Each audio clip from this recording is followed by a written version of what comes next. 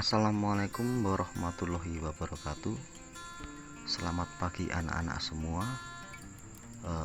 Bertemu kembali di acara MPLS Masa Pengenalan Lingkungan Sekolah tahun 2001-2022. Hari ini kita akan mempelajari materi tentang belajar efektif. Belajar efektif adalah supaya kita belajar lebih efektif, baik dari waktu ataupun dari bahan pembelajaran. Nah, di sini ada 15 cara belajar efektif menurut psikologi. Setiap manusia, setiap individu, setiap peserta didik memiliki kewajiban untuk belajar. Yang namanya belajar, maka dia harus belajar. Maka itu sejak Anda dilahirkan sampai Anda masuk liang lahat, tetap diwajibkan untuk belajar. Mulai dari belajar apa aja? Belajar makan, berjalan, sampai belajar menangis, dan lain-lain. Yang mana belajar itu nanti kita bisa gunakan di lingkungan keluarga, masyarakat, dan di lingkungan sekolah. Nah, untuk PowerPoint hari ini kita akan membahas bagaimana cara belajar efektif menurut psikologi.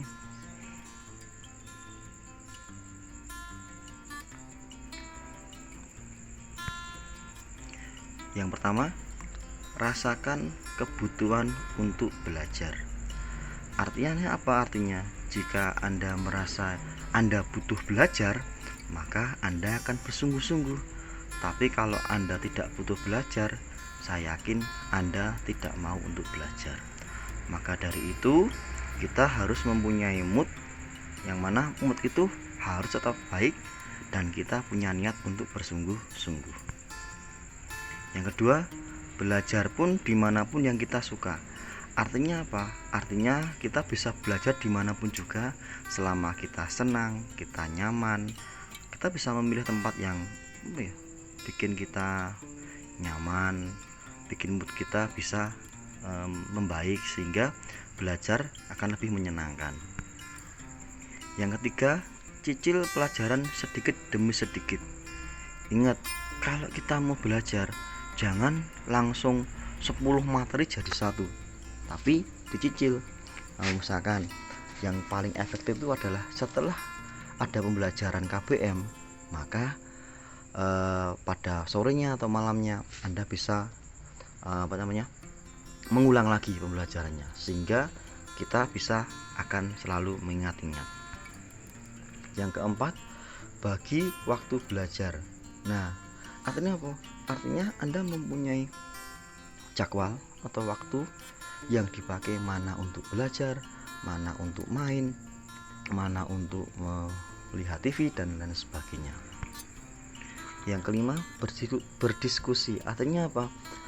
Artinya dengan cara belajar berdiskusi atau berkelompok akan lebih nyaman dan mudah, karena kita bisa yang namanya tanya jawab. Kalau kita nggak bisa, kita bisa tanya ke teman kita.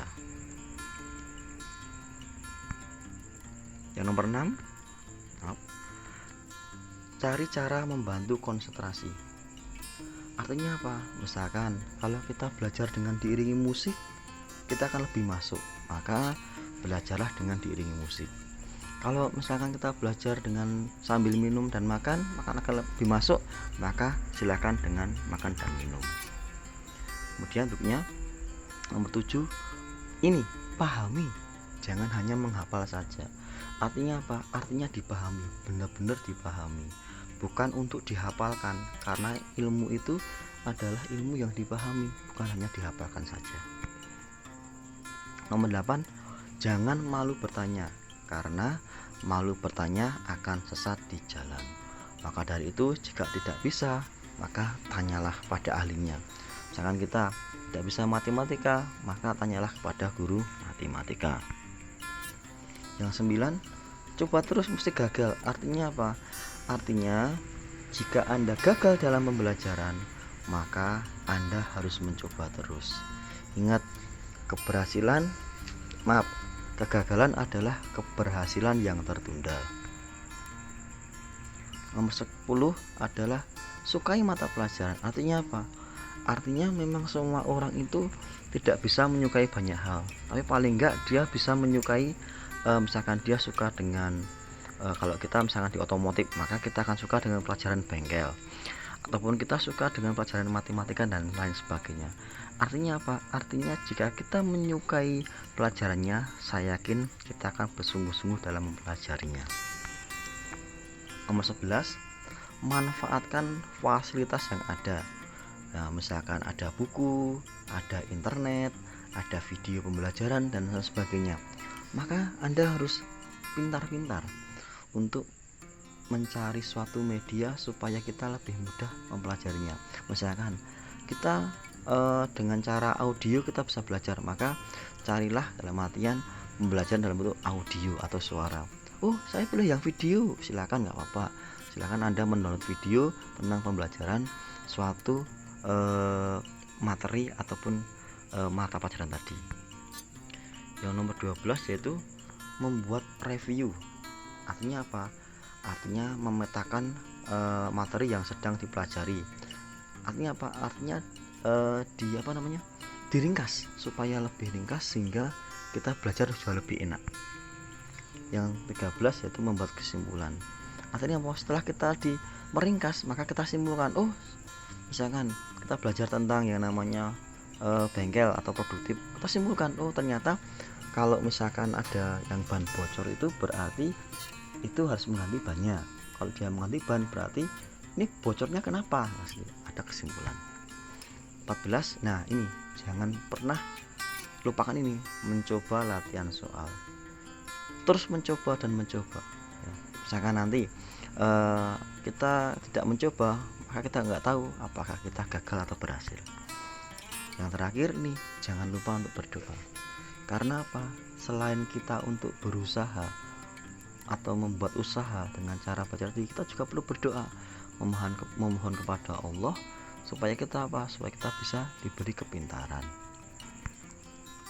Demikianlah materi MPLS hari ini tentang belajar efektif. Intinya kalau kita mau belajar, jangan model SKS atau sistem kebut semalam. Pelajari materi sedikit demi sedikit, dan yang pasti selain kita untuk belajar, kita juga harus berdoa, dan yang pastinya minta restu kepada orang tua.